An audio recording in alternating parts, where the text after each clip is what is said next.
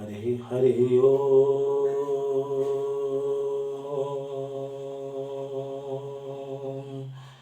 ब्रह्मानन्दं परमसुखदं केवलं ज्ञानमूर्तिं द्वन्द्वातीतं गगनसदृशं तत्त्वमस्यादिलक्ष्यम् एकं नित्यं विमलमचलं सर्वधी साक्षिभूतं भावातीतं त्रिगुणरहितं सद्गुरुत्वं नमामि।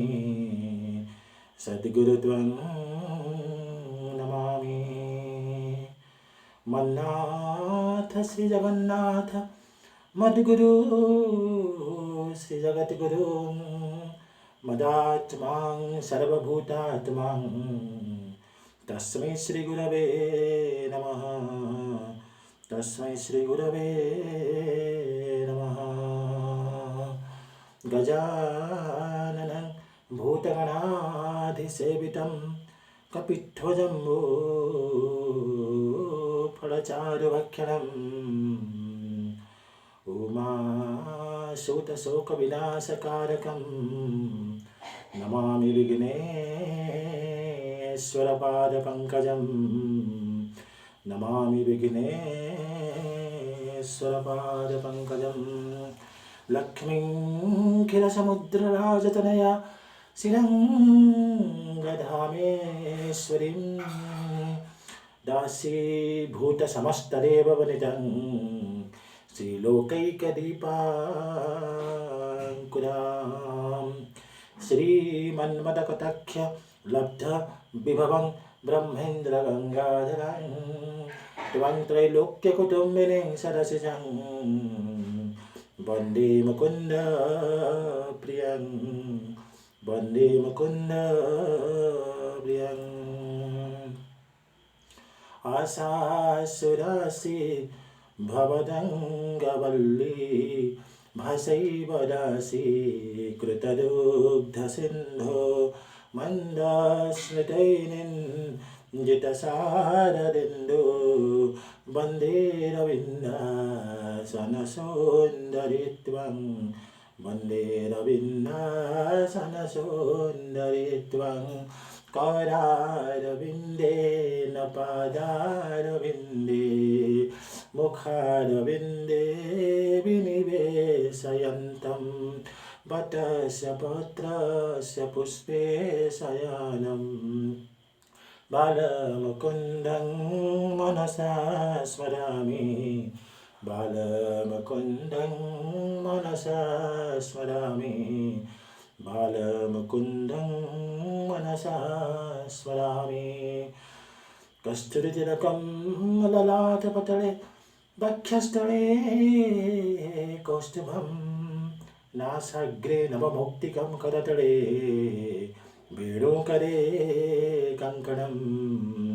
वेणुकरे कङ्कणं सर्वाङ्गे हरिचन्दनसुललितं कण्ठेश्च मुक्तावली गोपश्रीपरिवेष्टितं विजयश्री श्रीगोपालचूडामणि। श्रीगोपालचूडामणि।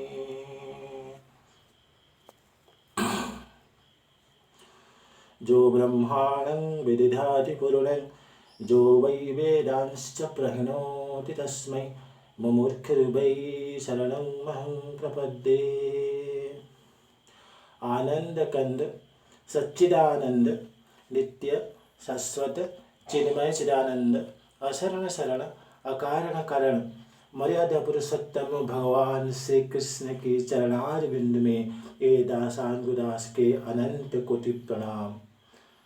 जगत जननी कल्याणमयी भुवनेश्वरी माँ जानकी जगदम्बिके कली पावन अवतार संत शिरोमणि गोस्वामी तुलसीदास जी महाराज जिनके द्वारा रचित श्री रामचरितमानस ग्रंथ श्री कृष्ण चरणारविंद मकरंद मिलिंद भगवत कथा पिपासु महानुभव। आज हम सब यहाँ उपस्थित हुए हैं परमात्मा परमेश्वर भगवान श्री कृष्ण की कथामृत श्रवण करने के लिए जिन भगवान के कथा कहने को जाकर गोस्वामी तुलसीदास जी महाराज श्री रामचरितमानस में सुंदर प्रसंग वर्णित किए हैं। हरि अनंत हरि कथा अनंत कहे सुनहि बहु विधि सब संता विधि सब संता। हरि अनंत है, हरि कथा अनंत है, परमात्मा अनंत अनंत है। उनकी बात अगर हम आज सुने, कल सुने, जन्म जन्म तक सुनते रहे तो उनकी कथा की कभी भी खत्म नहीं होगी। हरि अनंत है, उनकी कथा भी अनंत है। तो कहने की तात्पर्य कथा महानुभव, अगर सारे पृथ्वी को आप एक कागज समझ ले और सारी पृथ्वी में जितने जंगल है और जंगल के लकड़ी को अगर आप पेन समझ ले, कलम समझ ले और जितने महासागर है उस महासागर के जलराशि को अगर आप इंक समझ ले और भगवान की कथा लिखा जाए तो कभी भी ख़त्म नहीं होगा। इसीलिए गोस्वामी तुलसीदास जी रामचरितमानस में वर्णन किया गया है, हरि अनंत हरि कथा अनंता कहीं सुनहि बहुविधि सब संता। मानव का जन्म इतनी दुर्लभ है, भगवान की सृष्टि में पशु पक्षी कीट पतंग जितने सचराचर जगत है इसमें मानव का जन्म सबसे दुर्लभ भगवान ने बनाया है। क्योंकि इस मानव की जन्म में साधना के द्वारा भगवान को प्राप्ति कर सकते हैं जो और कोई पशु पक्षी नहीं कर सकते हैं। इसीलिए तो भगवान मनुष्य को संसार में भेजे है कि उनको प्राप्ति करने के लिए भगवत प्राप्ति ही भगवान मनुष्य का चरम लक्ष्य है। लेकिन हम इस लक्ष्य को जीवन भर भूल ही जाते हैं क्योंकि हम संसार रूप खंबे में अपना मन रूपक रस्सी को ऐसे बंधा हुआ है कि हम भगवान के पास जाने के लिए हमारे पास समय ही नहीं है। भगवान श्री कृष्ण अर्जुन को गीता में समझाए हैं कि भगवत प्राप्ति का एकमात्र उपाय है कि नाम जपन, स्मरणं चिंतनं मननं नित्य सेवनं।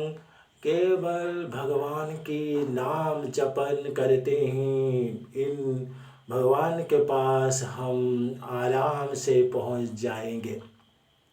कली युग में सबसे सहज उपाय है नाम जपन, भगवान के राम नाम जपन करना। इसीलिए भागवत में लिखा गया है, कली युग केवल नाम आधारा, रघुपति राम नाम जप प्यारा। कली युग केवल नाम आधारा। भगवान श्री कृष्ण ने अर्जुन को बोले कि मद भक्ता जत्र गायन्ते तत्र तिष्ठामि नारद। जहाँ पे मेरे भक्त गाते हैं, जहाँ पे मेरी नाम भजन होता है वहाँ पे मैं ही उपस्थित रहता हूँ। तो भगवान क्लियर कट कह दिए है कि सबसे सिंपल वे है कि उनके नाम जपन करो। जितने भी समय मिलता है गृहस्थ जीवन में भगवान के नाम जपन कर लो। कहाँ पता कि हम आज मर जाए। तो कभी भी ऐसा भी कोई नहीं कि हम बूढ़े हो इसके बाद भगवान के नाम लो, ऐसा नहीं। बचपन से भी हम भगवान को नाम लेना चाहिए। तो राम नाम की महात्म्य इतनी महिमा है, कलयुग में राम नाम जपन करते ही आपको पता होगा दस्यु रत्नाकर जी वाल्मीकि पलट गए हैं। इतने बड़े डाकू थे, जंगल में लोगों को धमका कर उनको सारे चोरी वगैरह करते थे। लेकिन एक दिन आया उनको सत्संग हो गया, भगवान की शरणागति हो गया। जो हमेशा लोगों को मारते थे वो भगवान के राम नाम जप करते हुए सन्यासी पलट गए और वाल्मीकि पलट गए। इतना ही नहीं, जब द्रौपदी कौरव की सभा में अपने हाथों को ऊपर टेक बुलाकर भगवान को बुला लिया, हे मधुसूदन मेरी रक्षा करो, तो भगवान तभी उनके पास पहुंच गए। गजराज भी 1,00,000 जोजन में भगवान को बुलाए तो भगवान वहाँ पे भी पहुँच जाए। जो प्रेम से भगवान को बुलाए तो भगवान उसके पास जरूर रहते हैं, क्योंकि वो हमारे पिता है, वो हमारे माता है, वो हमारे बंधु है, वो हमारे सखा है। सिर्फ प्रेम से उनको बुलाने चाहिए, जैसे मीरा ने उनको बुलाए थे, जैसे सबरी ने उनको खिलाए थे, जैसे माँ यशोदा ने उसको सुलाए थे। तो भगवान को नाम के सिर्फ हृदय से उनको प्यार से बुलाओ तो वो आपके सामने उपस्थित हो जाते हैं। कैवट ने जब गंगा पार किया, भगवान श्री राम, माता जानकी, लक्ष्मण को लेकर गंगा के नदी किनारे खड़े हुए थे, तो माता जानकी जब गंगा पार हो गए तो माता जानकी अपनी अंगुष्ठी लेकर कैवट को दिए। तो कैवट ने एक सुंदर से प्रसंग महाप्रभु को बोले प्रभु, मैं तो इस छोटे से नदी का नाविक हूँ, आप तो इस भवसागर रूपक नदी के नाविक हो। आप मेरे किनारे आए, मैं आपको गंगा पार कर दिया, मैं जब आपके किनारे जाऊंगा तो आप मुझे इस भवसागर से पार कर देंगे। कितने बड़ी चमत्कारी बात बोले। इसीलिए कैवट को विज्ञानी कैवट कहा गया है, वो उसको साइंटिस्ट कैवट कहा गया है, क्योंकि इतना बड़ा मार्मिक बात भगवान रामचंद्र के सामने कैवट ने उपस्थापन किया कि मुझे प्रभु भवसागर में मुझे पार कर दीजिए। तो कहने की तात्पर्य ये है, महाकवि कालिदास भी अपने रघुवंश में सुंदर भाव में राम नाम के महात्म्य वर्णन किया गया है।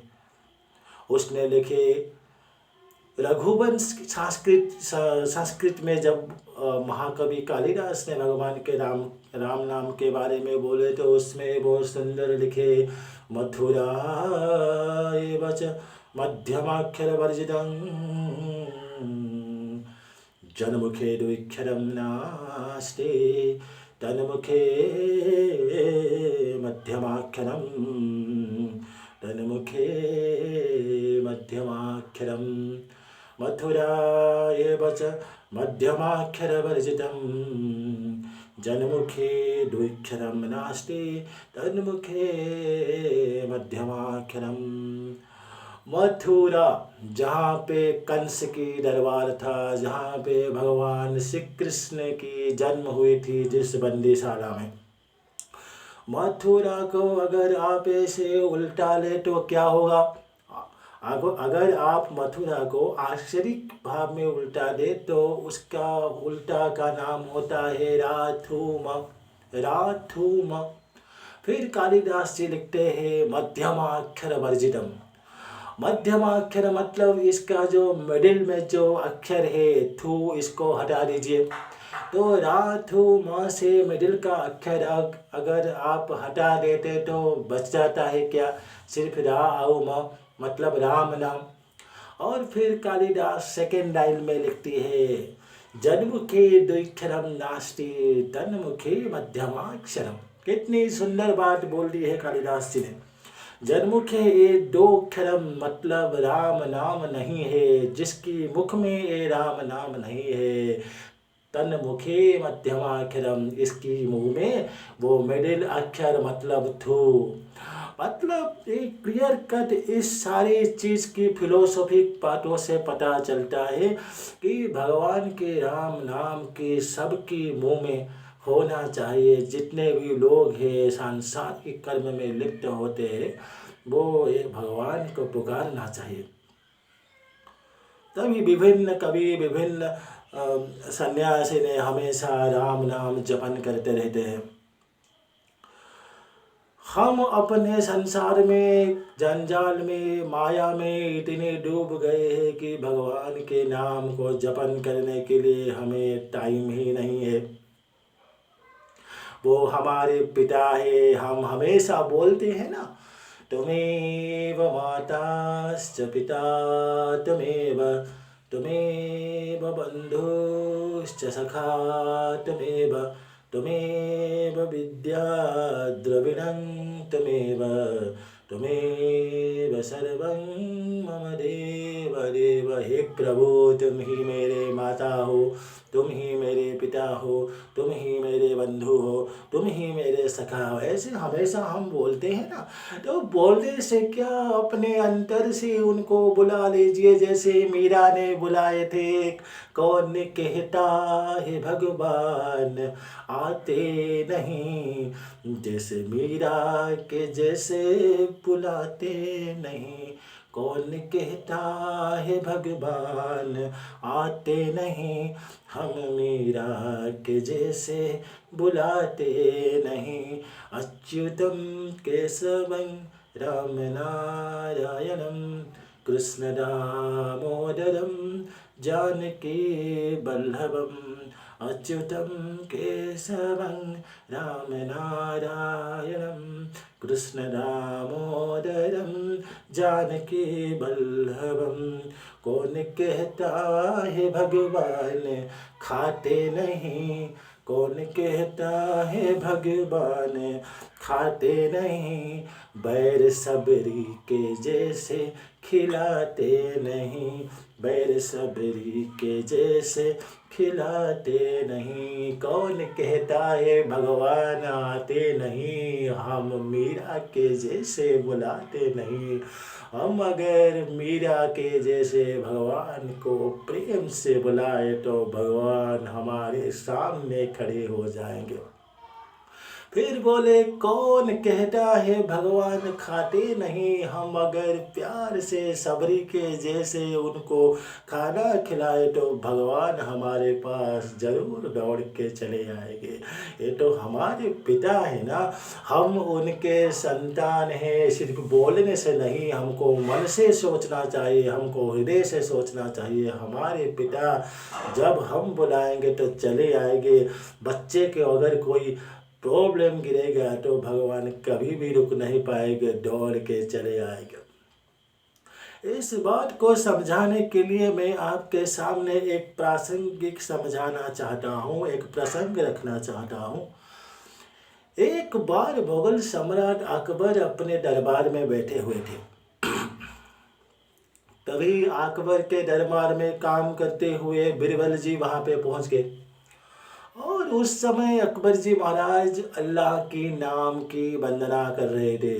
या इलाही इल्लल्लाह मोहम्मद बिन रसूल अल्लाह बिस्मिल्लाहिर्रहमानिर्रहीम, या इलाही इल्लल्लाह, भगवान की अल्लाह के नाम की जपन कर रहे थे। और बिरबल जी महाराज है ना, वो हिंदू धर्म के हैं। और जब हिंदू धर्म के बिरबल जी महाराज अकबर के दरबार में घुसे तो अकबर ने बोला, बिरबल, तुम्हारे भगवान इतने गरीब है कि वो खुद आ जाते हैं पृथ्वी को अपने भक्त को रक्षा करने के लिए। हमारे अल्लाह देखो कितने अमीर है, वो खुद नहीं आकर अपने फकीर को भेजते हैं भक्तों को रक्षा करने के लिए। इसका जवाब दे पाओगे? तो बिरबल ने बोला, महाराज मुझे 7 दिन का समय दीजिए, और 7 दिन के अंदर में आपको भगवान और अल्लाह के अंतर आपको मैं समझा दूंगा। अकबर बोले, ठीक है, 7 दिन के बाद मुझे आपके भगवान क्यों गरीब है और हमारा अल्लाह क्यों धनी है इसके बारे में समझाना। तो बिरबल वहाँ से चले गए और सोचने लगे कि उनको कैसे समझाऊं। और उसी समय अकबर के बेटे जहांगीर जन्म हुए थे और छोटा सा लड़के थे। तो बिरबल ने बुद्धि खटाया और एक कुम्हार के पास गए। बोले, कुम्हार भाई, तुम एक काम करो, अकबर के बेटे जहांगीर जैसा एक मिट्टी के गुड़िया बना लो। तो कुम्हार भाई ने अकबर के बेटे जहांगीर का जैसा एक गुड़िया बना लिया। और ठीक 7 दिन बाद बीरबल आकर अकबर के कोर्ट में पहुंच गए और बोले, महाराज आपने बोले थे कि भगवान इतना गरीब है, अल्लाह इतने धनी है, आपके सवाल का जवाब देने की समय आ गया, आज 7 दिन पूरा हो गया। तो अकबर बोले, बोलो जवाब क्या है, हम तो जवाब सुनने के लिए यहाँ पे बैठे हुए हैं। तो बीरबल बोला, नहीं महाराज, आपको जवाब देने के लिए हमें आपको नौविहार में लेना पड़ेगा। नौका यात्रा में हम जाएंगे और उसी समय आपका सवाल का जवाब मैं दूंगा। अकबर बोले, ठीक है, हम नौविहार में निकलते हैं। तो अकबर आए, उनके पत्नी आए और साथ में उनके पत्नी जहांगीर को अपने गोदे में बैठाकर नदी में नाव में बैठकर चले। बीरबल भी साथ में थे और बीरबल अपने साथ वो मिट्टी का डॉल, जो जहांगीर का मिट्टी का गुड़िया बनाया था, अपने साथ में पकड़े थे। और नौविहार शुरू हो गया। नौका में अकबर थे, बीरबल थे, अकबर की पत्नी, उनके जहांगीर छोटा सा लड़के थे।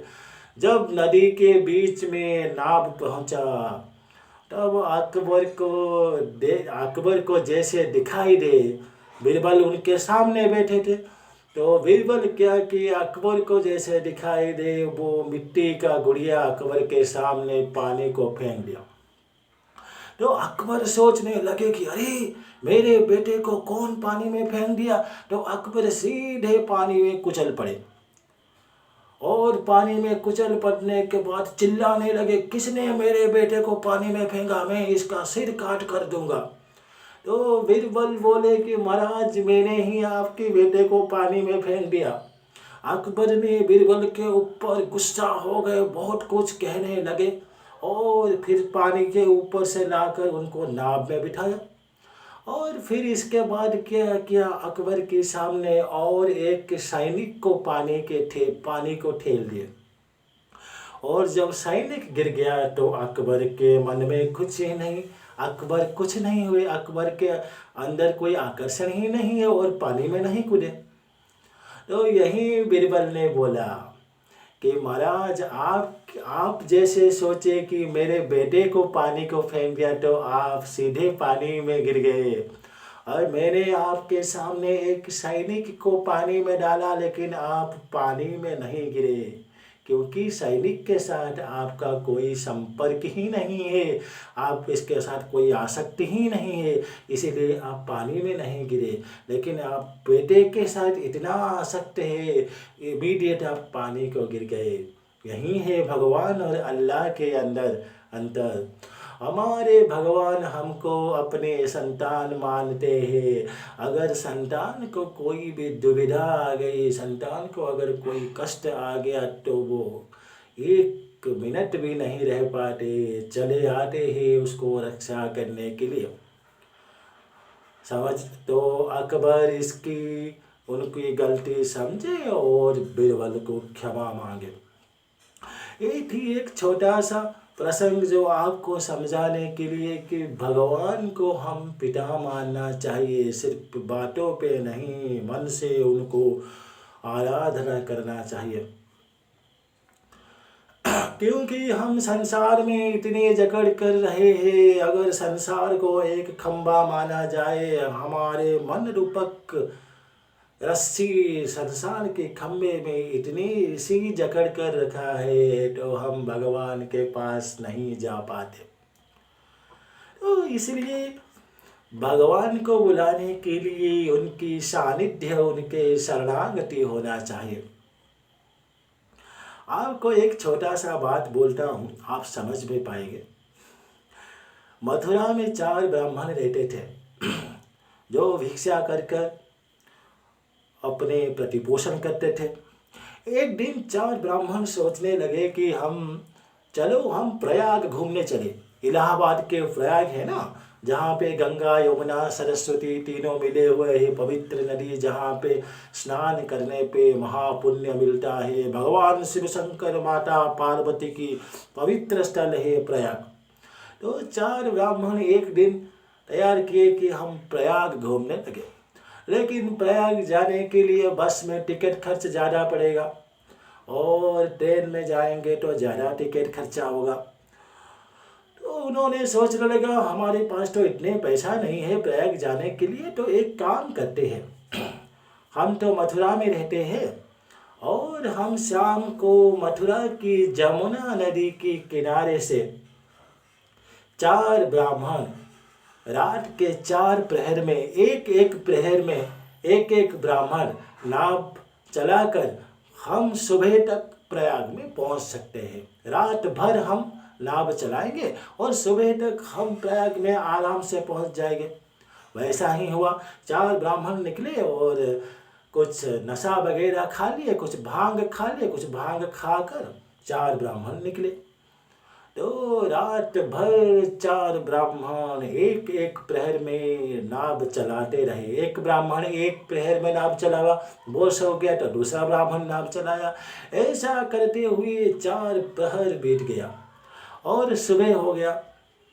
सुबह होते हुए देखने लगे कि अरे नदी के किनारे में अपने गांव के लोग नहा रहे थे। तो ब्राह्मण बहुत खुश हो गए, बोलने लगे अरे ये लोग भी, हमारे गांव के लोग भी प्रयाग आए हुए हैं, हम जैसे प्रयाग में पुण्य अर्जन करने के लिए आए हुए हैं, वैसे भी हमारे गांव के लोग पुण्य अर्जन करने के लिए आए हुए हैं। ये तो परम सौभाग्य है। जो कभी दूसरे स्थान पे आप अगर कभी विदेश जाते हो, कहाँ पे दूर जगह पे जाते हो, तो कोई अपने लोग, अपने गांव के लोग अगर वहाँ पे मिल जाते हैं, वो कितने ही चाहे दुश्मन हो, वो कितने ही चाहे वो दुश्मन हो, लेकिन आप उससे बात करते हो, हंस देते हैं, थोड़ा सा तो मुस्कुरा देते हैं कि हमारे गांव के लोग हैं। ऐसे ही 4 ब्राह्मण सोचने लगे अरे भाई ये लोग भी प्रयाग आए हैं। तो उन्होंने गांव लोगों को बोला भाई तुम भी हमारी तरह प्रयाग आकर नदी में स्नान करके पुण्य अर्जन करने लगे हो। तो उन गांव के लोग ने 4 ब्राह्मण के ऊपर हंसने लगे, इतने हंसने लगे, बोल के पागल हो गए ये ब्राह्मण। तो ब्राह्मण ने बोला हम क्यों पागल हो गए, हम तो रात भर काट मार कर हम यहाँ पर प्रयाग में सुबह सुबह पहुँचे हैं, आप बोल रहे हैं कि हम पागल हैं। तो उस समय क्या हुआ था, भांग के नशा छोड़ गया था, सुबह हो गया तो भांग के नशा छोड़ गया था। तो 4 ब्राह्मण ने देखा उस नाव में एक रस्सी लगा था, उस रस्सी नदी के किनारे पे एक खंबा पे बंधा हुआ था और वो रस्सी उन्होंने टुटाने को भूल गए थे। इसी की वजह से वो मथुरा के जमुना नदी पे ही भटक रहे थे रात भर भांग की नशे में। उनको पता ही नहीं चला कि हम मथुरा की जमुना की नदी के किनारे ही बैठे हुए हैं। जिसे कहने की तात्पर्य महानुभव, जैसे इस 4 ब्राह्मण ने अपने नाव की रस्सी खंबा में बांधते हुए भूल गए थे और वो जमुना नदी के किनारे से प्रयाग नहीं पहुंच पाए रात भर परिश्रम करने के बावजूद ही, ऐसे ही हमारी मन रूपक रस्सी संसार रूपक खंबे में ऐसे जकड़ के बंधा हुआ है कि हम भगवान के पास पहुंच नहीं पा रहे हैं। तो भगवान को शरणागति करने का विभिन्न उपाय है, जो भगवत कृपा प्राप्ति करने के लिए भगवान का नाम जपन करना है, भजन करना है, कीर्तन करना है, उनके पास अपना नमन करना है, उनको हमेशा मानस चिंतन करना है, स्मरण करना है। जब भी कोई खाना खाते हैं तो भगवान अपने साथ बैठे हैं, उनको समर्पण करके खाइए। जब भी कोई काम करते हैं तो भगवान को अपने पास ही रखिए, तब जाकर उनका शरणागति हो सकती है। तो आज के विषय में आपको इतने सारे बात बोले कि भगवान नाम की कितने महात्म्य होती है, और हमें इस मानव का जन्म मिला है सिर्फ भगवत प्राप्ति के लिए, संसार में डूबते रहने नहीं के लिए। क्योंकि हर कोई पशु पक्षी सब कोई संसार करती है, खाते हैं पीते हैं सोते हैं। अगर मनुष्य ऐसा कर बैठे तो what is the difference between animal being and human being? Human beings are special person who have given the special power in them to take everything in their life. उसके पास स्पेशल पावर भगवान ने दिया है कि वो साधना करके भगवत प्राप्ति कर सकते, जो पशु के अंदर नहीं दिया है। इसीलिए आज के विषय में आपको मैंने सारे कुछ टॉपिक लाकर विभिन्न कवियों की बात, भागवत की बात, रामचरितमानस की बात, सबकी बातों को आपको समझ में लाया था कि आप भगवान के चिंतन मनन और भक्ति कीजिए। इसी के साथ आज के विषय को यहीं समाप्त करते हैं। समाप्त करने से पहले थोड़ी देर हरिनाम संकीर्तन कर लीजिए, तत्पश्चात आप सब अपने शोक को प्रत्यावर्तन करिए। गोविंद जय जय गोपाल जय जय राधा रमण हरि। गोविंद जय जय गोविंद जय जय गोपाल जय जय राधा रमण हरि। गोविंद जय जय गोविंद जय जय गोपाल जय जय गोविंद जय जय गोपाल जय जय। हरि ओम। सर्वे भवन्तु सुखिनः, सर्वे सन्तु निरामयाः, सर्वे भद्राणि पश्यन्तु, मा कश्चित् दुःखभाग् भवेत्, मा कश्चित् दुःखभाग् भवेत्। हरि ओम। शांति शांति शांति।